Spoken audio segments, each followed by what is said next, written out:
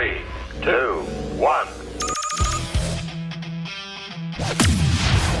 Welcome to the Brute Strength Podcast, where we explore strategies for training, competing, and well-being shared through experiences from some of the sharpest minds in the fitness space. Now, welcome your host, Micah Shoemaker.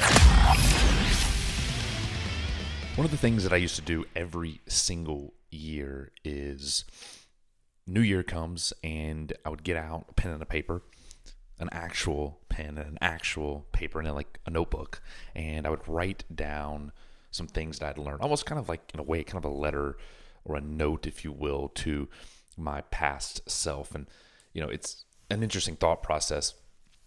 If your self today were to walk in a room and meet yourself 10 years ago, would you listen to him or her?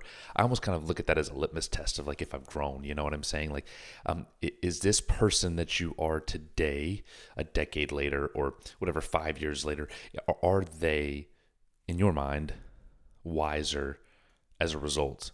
And, you know, I've often in my life kind of confused wisdom with like real learning. And what I mean by that is we look at these people and we say just because they're older, they're wiser, right? And you know, the older you get, the wiser you become. Like we say all this shit to, I guess, make ourselves like feel good about getting older. I don't know. But it's interesting because I know some people that are, you know, twice, 3 times my age, yet they're no wiser. And that's not a knock or a hate or not even, it's not me putting myself on a pedestal. It's none of that. It's just simply that we can go through things in life, but not actually learn. And I've experienced that firsthand. It's, you know, we go through these hard times, yet we continue to make the same mistakes over and over again. And I would argue that you really haven't learned anything. You're continuing to do the same actions. And in my opinion, what I've seen from my own life, that learning is really behavior change. It's actually changing. It's touching the stove and going, oh shit, that hurts. I'm not going to touch the hot stove again. That's a very remedial version of that, but you get where I'm coming from. So I thought that was kind of interesting to open it up today and say, and just ask kind of that question is, if the person you are today walked into a room with the person you were 10 years ago, 15 years, 5 years ago, whatever, would you listen to him or her? Would he or she have something to offer to this old you, this new you? Would he or she have something to offer to the old you? And anyways, I would write this stuff down every single year, like a note to myself. And it was a great idea, except I would always lose the damn notebook.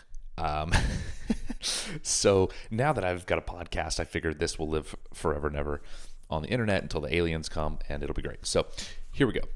A few things that I've learned this year. I've written them down. Let's flesh them out. Number 1, good versus great. There's a lot of books on this. There's a lot of things that I've read on this. I'm sure you've read on this. And I think one of the things that I've learned this year is that there is a vast, and I mean vast, ocean between what is good and what is great. And I don't even mean what you consider good or what I consider good or what you consider great or what I consider great. I'm talking like in general what the market considers good versus great, right? Like what actually wins and what does not. Who actually wins and who does not. We can rah-rah ourselves to here to kingdom come, but is it actually great? And I think that's like a harsh reality because it plays into ego. I'll speak for myself here. I want to think that the things that I'm doing are of great value, are great worth, of great execution. But the reality is a lot of the things that you and I do are just simply not that great. And it's kind of challenged me to continue to really ask myself, is this good or is this great? And it kind of goes along with the second one, but more so like a 1A or 1B, right? Is kind of this idea of, you know, we're taught from a very young age, do your best. If you do your best, that'll be enough. And I kind of look at that as like the good, right? Versus the great. So what is the great? I think the good is do your best. That's good. Like that's your best. Awesome. Good. Right? Great, in my opinion, is doing what is required. And that's why it's so damn hard. Doing your best versus doing what is required. And oftentimes, what is our best or what we bring as our best is substandard, not on par with what is required. It is simply not enough to get it done in a way that is great, that is excellent, that is elite. It's very, very hard to do that. And so we're forced with the decision to either level up to be able to do what is required or, well, to merely be just good, to be average, to be on par with the market. And I don't know. To me, I've just been thinking about that a lot in my own life. It's like, one, let's start with awareness. What do I think I'm great at?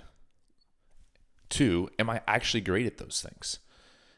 And then three, most likely because I'm not actually great at those things. I want to think that I am because it satiates some type of ego inside of me. And then I'm forced to ask, okay, well, is this my best effort? And then I can be honest with myself, right? I think that's the first pass, the first filter, the first litmus test. Is this my best effort? Am I bringing my best effort? Is there something else I could be bringing to this situation, this challenge, to solve it, to be better at it? Yes or no? And if I believe that I am, in fact, bringing my best, then the next question, the one that begs to be answered is it enough? Is my best truly what is required? And really only you can answer that question. Other people can tell you their opinion of that, but at the end of the day, you and I are faced with that realization, that harsh, might I add, realization. Number two, ordinary actions done with intention over an extraordinary amount of time is ultimately what begets success. And I think this could be summed up just like this. A lot of the times, we're doing the right things. We just need to do the right thing a lot more times. I'll give you an example. When I was 19, I moved to North Carolina and was running these gyms, right? And I got a mentor because I wanted to know what I didn't know. And I knew that I didn't know a lot of things, right? And I wanted to get to know them. And so one of the things that me and this guy, his name was Nick, worked on was being able to go out and face rejection. Crazy thought. And at the time, we were really focused on growing this business. We had 2 gyms there. And we said, okay, we're going to make X amount of calls per day. We're going to knock on X amount of doors a day. We're going to put out, X amount of flyers. And anyways, there were all these deliverables that we marked out. And we said, okay, hey, we think this is going to lead to some type of success. Here are those numbers. We made them measurable, achievable. Well, that's debatable. And ultimately time bound. So the calls, it wasn't that hard, right? I mean, yeah, you got rejected a lot, but it's not that hard. You didn't have to face anyone face to face. Didn't have to look anyone in the eyeball. However, the knocking on the doors thing, that was one of the most terrible experiences that I've ever had in my entire life. And if you've never done it, my gosh, you owe it to yourself to go on YouTube and just watch someone do it, because I promise you'll get secondhand embarrassment just watching someone doing it.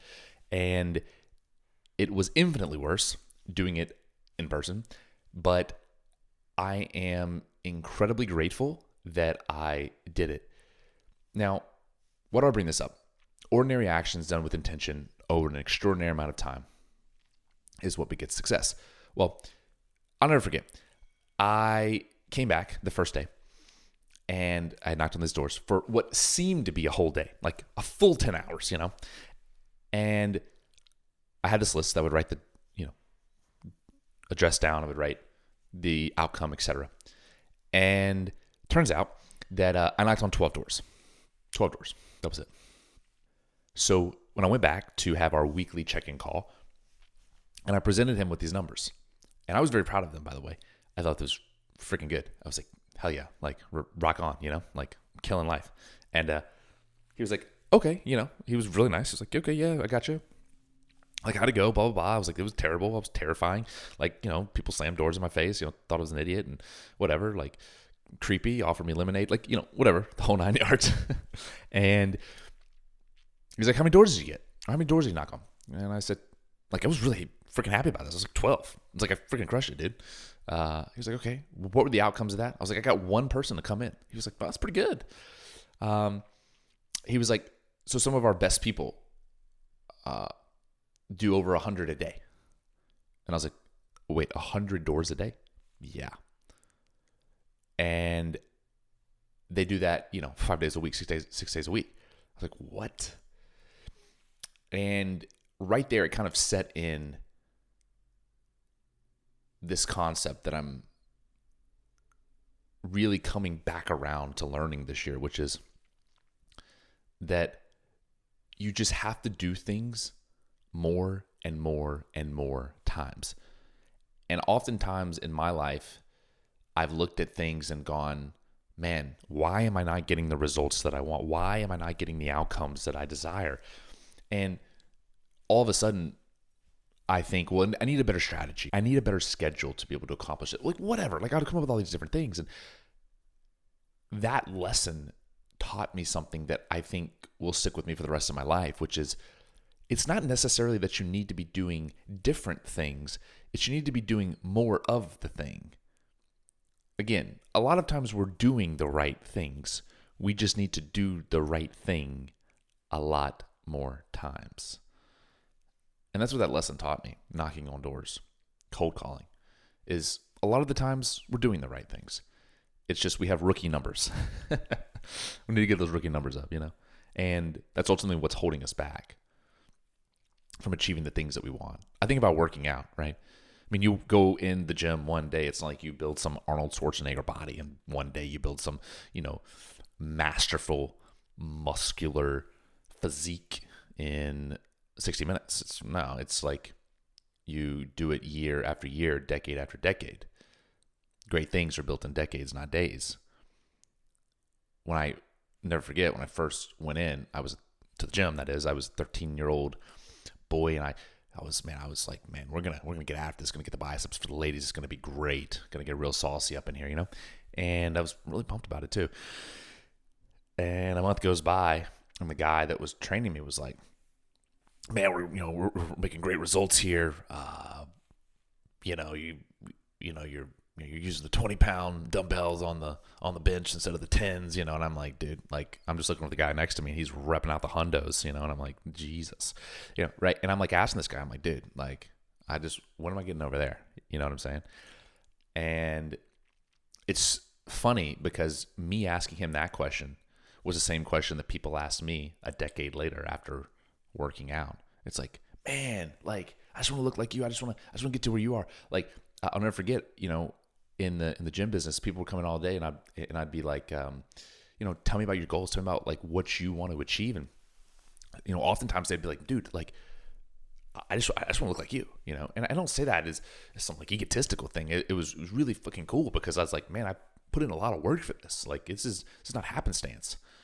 And what I would begin to tell him was, thank you, love that.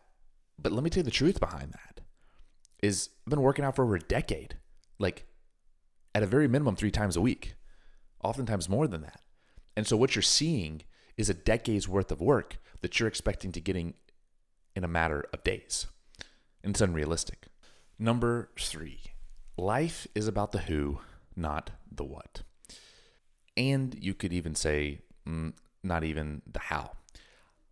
I really believe this down deep, like in my gut, is The whole idea that you're the average of the 5 people that you surround yourself with, I have found this more and more as I've continued to level up. Because the idea of leveling up, right, is that hopefully you can get into a room with people that are ahead of you, people that are also at a level that you aspire to be. And the reality is that a lot of us are still hanging around the same people that think the same way, that have the same limiting beliefs that maybe we had. And I think that's some of the hardest conversations about leveling up. There was a friend of mine that I'll never forget. Every time I'd go home, and I felt like I was like going in a time warp, like back in time. And you may have someone like that. It may even be one of your family members. Like, they want to meet you in your past, and you've done all this work to level up, to gain these new skills, to work on your mental game. Whatever the case is, you've done all these things, right? And the person kind of just wants to meet you in your past, take you back to the good old days. Like, remember when we? And there's nothing wrong about reminiscing. Hear me out. But the person that you want to be doesn't include some of the things that you used to do, or the ways that you used to think, right? And there are a lot of people in our lives that unfortunately do not change. And there's nothing wrong with them. I'm not saying they're bad people. You should hate them. You should not talk to them. No. I'm not saying that. I'm saying we need to be aware of that, because life is truly about the who. And so this friend, as I would go back, would kind of always want to meet me in my past and, want to do the things that we used to do. And it's like, again, nothing wrong with that, but that's not the person that I am anymore. And that's a harsh reality. And I am not saying that I have the answers to this and that you should cut them out and give them the middle finger and say, F you. Like, no. Because again, some of these people are your family, and that's tough.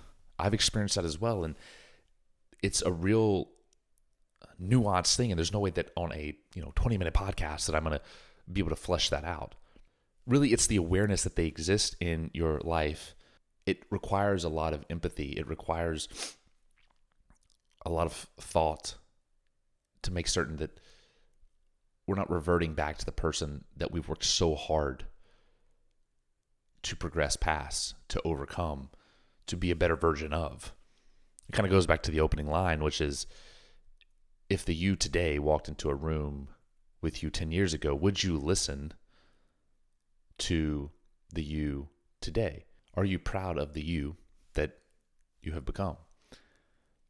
And it's really easy to kind of slip back into things that no longer serve you, to rely on beliefs, often limiting beliefs that are not indicative of the person that you want to be.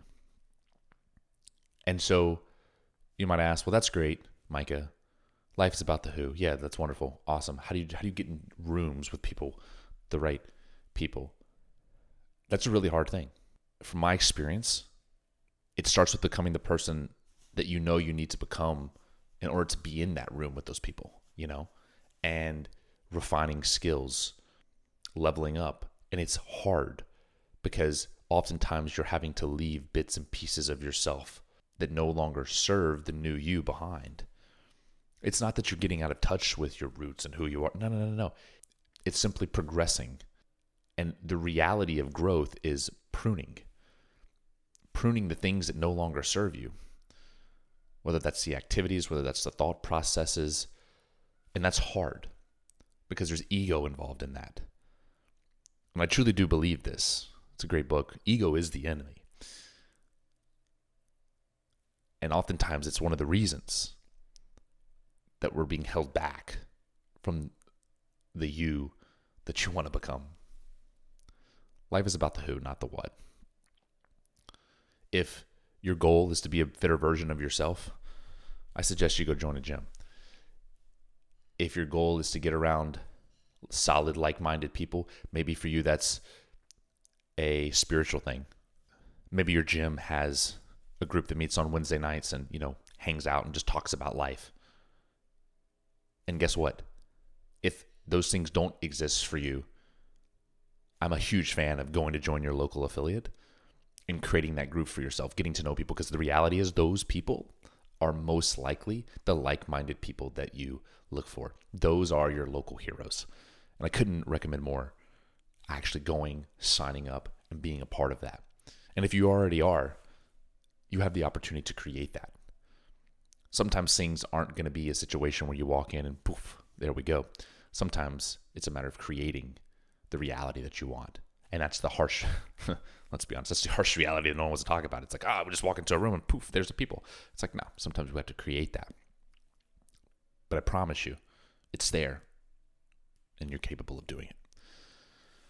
Number 4, there's a Jordan Peterson quote that I absolutely love. And I'll insert it here for you to listen to because nothing beats Dr. Peterson. Should be afraid of taking risks and pursuing something meaningful.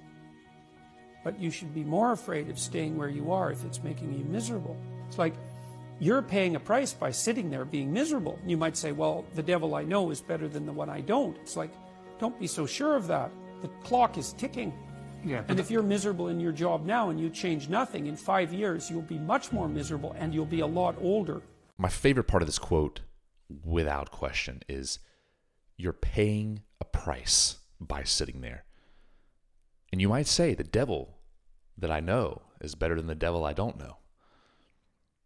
But don't be so sure of that. The clock is ticking. And if you're miserable now and you change nothing, in 5 years, you'll be a lot more miserable and a lot older. I think the scariest thing this year for me is embodied in that quote, is the taking of the risk and pursuing something meaningful. I truly believe this. If you are not happy in what you're doing, and not even that you're not happy, if you're miserable in what you're doing, let's not even use the, hey, I want to be happy. Let's just use the, I don't want to be miserable. You owe it to yourself to take the risk. Because in 5 years from now, I can promise you 2 things. You'll be a lot older and you'll be just as miserable. Lastly, everyone is going to die. That is, without question, the most morbid thing that I've said on this podcast. But hear me out just for a second. If death is the scariest thing that's going to happen in your life, potentially the most meaningful date of your life, besides the date you were born, then let's think about something for a moment. Think about all the celebrities, that have recently passed away. One that comes to recent memory, right, is Prince, and how big of a rock and roll icon that he was. And the reality is this: he was a headline for a day, maybe 2 days, maybe even a week. But in 2 months, no one talked about him. We've all moved on. And the reality is, the people at your funeral will also move on. It's really tough to hear. I hate even saying it. It makes me cringe. It makes my stomach churn. But the reality is, most of us, including myself, are so freaking afraid of taking risk and pursuing something truthfully meaningful in our lives because we care way, way too much about what other people think. Yet, those same people, 2 months after you're dead and gone, potentially a week after you're dead and gone, will no longer talk about you, will no longer think about you, will no longer utter anything about you. Yet we're living our lives crippled to their opinions of what we may or may not be.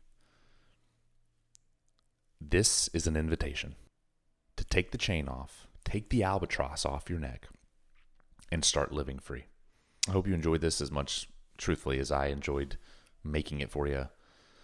I always say this, if for nothing else, this is a journal of hopefully something that,